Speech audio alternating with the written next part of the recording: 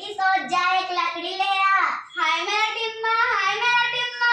मेरे बच्चे मेरे लाल।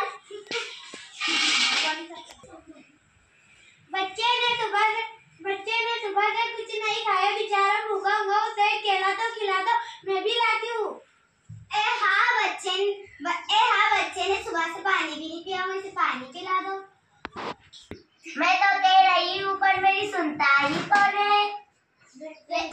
लो ये क्या मुश्किल है, थोड़ी देर के लिए टांगे पकड़ कर उनका करो, फिर डेचकी में पानी डालो, खुद ही पी लेना।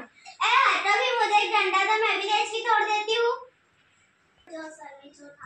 और जो सर में गई तो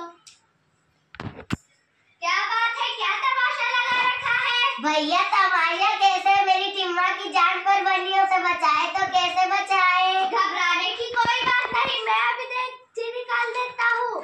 अल्लाह तुम्हारा भला करे, मगर भैया ये ख्याल रखना कि डेचकी हाथ से न जाए, पूरे 15 रुपये की है।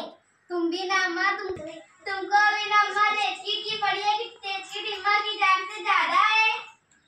भाई आप लोग इत्मीनान रखिए, आपकी डेचकी पे रहेगी और टिम्मा को भी कुछ नहीं होगा।